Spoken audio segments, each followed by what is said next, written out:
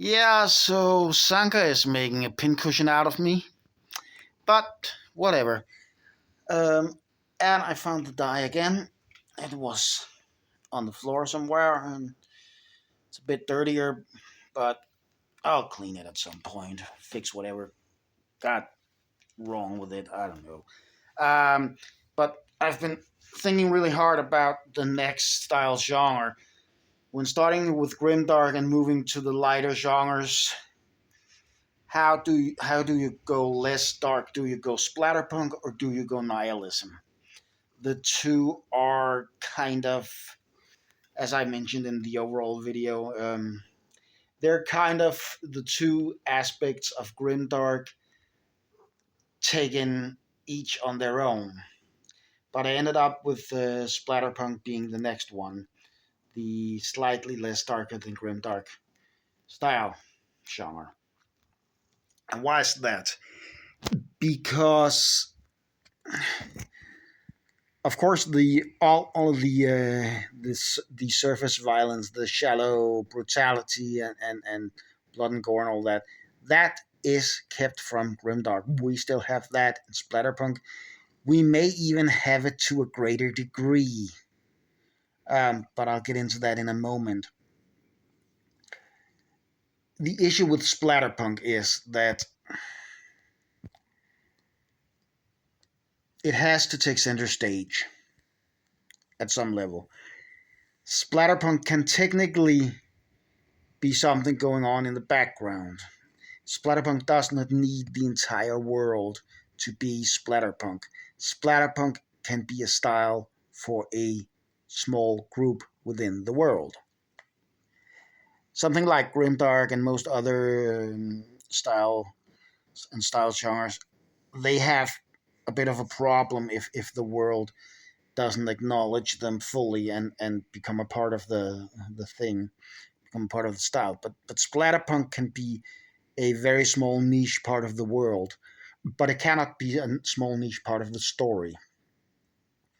So the whole part from Grimdark about reflecting on Grimdark by seeing it from the outside, that is more possible in Splatterpunk, but it still doesn't belong.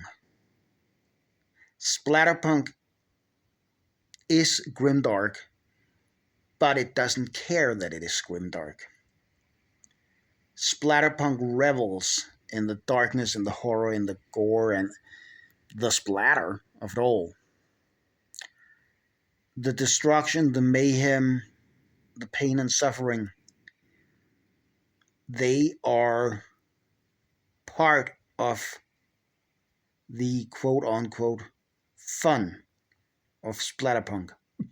Splatterpunk is really, truly, deeply what the world would look like if psychopaths had free reign. It is more than grimdark. It is about the creativity of brutality. In many ways, you could say that uh, a fighting game like Mortal Kombat is hand-to-hand splatterpunk. It's about the gore and the brutality and the blood of it all. And splatterpunk is like that too. But splatterpunk as a genre usually goes more for numbers.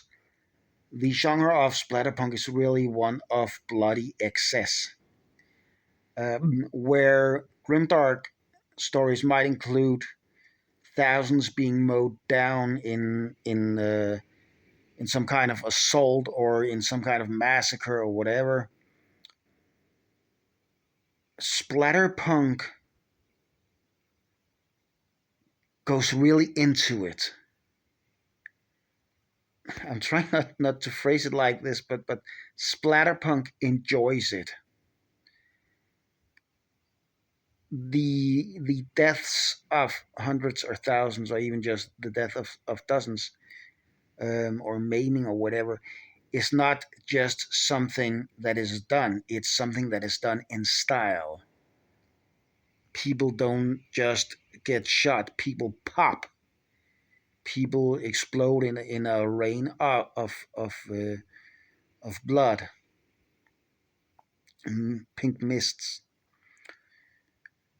And the Mortal Kombat comparison is still an apt one, but there would be little in the form of a regulated one-to-one control in a splatterpunk story, at least in the usual way.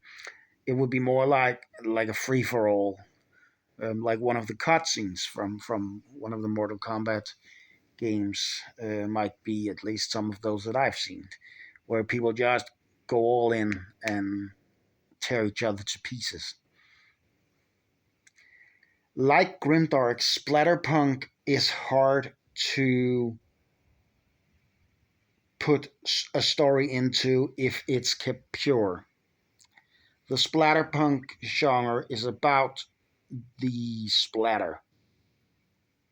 The punk part is kind of incidental in that the anarchic spirit of the punk genres comes on its own when you're just maiming and killing for the hell of it, when nothing really means anything. The punk mentality kind of just appears on its own. It doesn't have to be inserted in any way. The stories in Splatterpunk are going to take the audience out of the Splatterpunk unless they are really, really gory, plots told really, really creatively. Because for a story to progress, the splatter has to stop for a moment. Even people just talking kind of pulls the plug on the splatter um, mood for at least a brief while. It distracts from the splatter.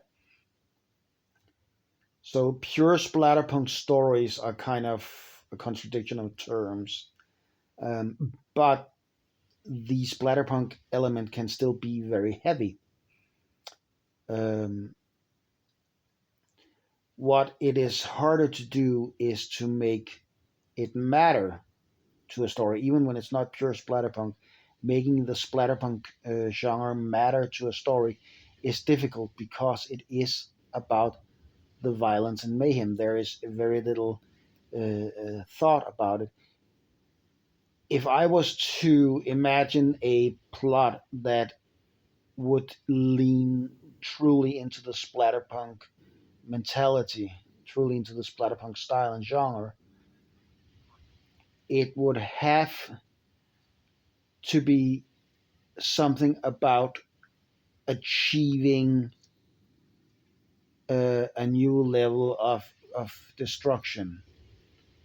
Um, Expert splatter punks that are trying to understand how they can rip others limb from limb in new and creative ways and may need something for it. They may need a new kind of weapon or a new kind of insight into the biology of a foreign race. Um, I'm thinking aliens or elves or something. Um, in order to more creatively or more brutally eviscerate their enemies. But on a whole, splatterpunk plots are very difficult to imagine.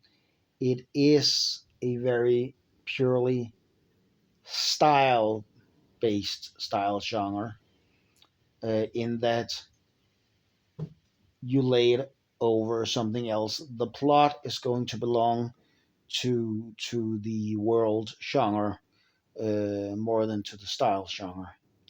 It's going if you have splatterpunk fantasy, the plots are going to be fantasy plots. They're not going to be splatterpunk plots. At least most aren't. The splatterpunk element is going to be how the characters behave when carrying out the plot.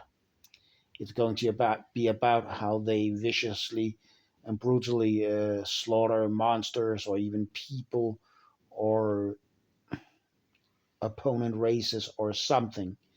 It's going to be how horrifying the magic is, or how brutal the weapons are, or how little society cares about the lives being lost.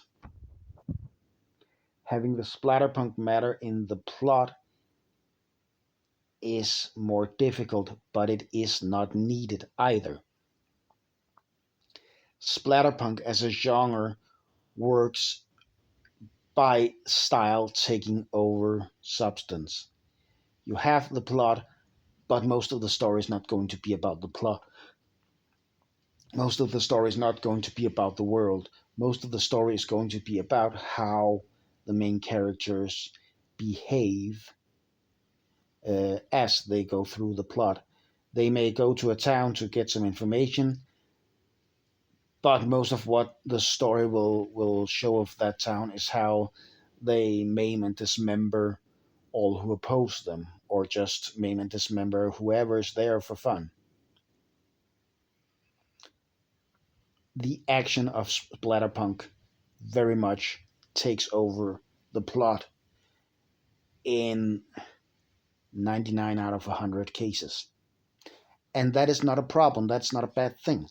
That is kind of the point um, with Splatterpunk.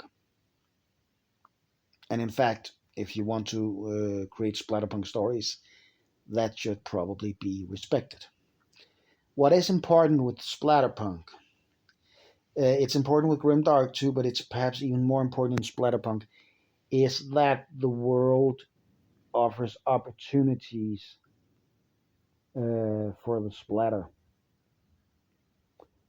Splatterpunk belongs in a fictional world where there are plenty of tools to create blood dripping mayhem.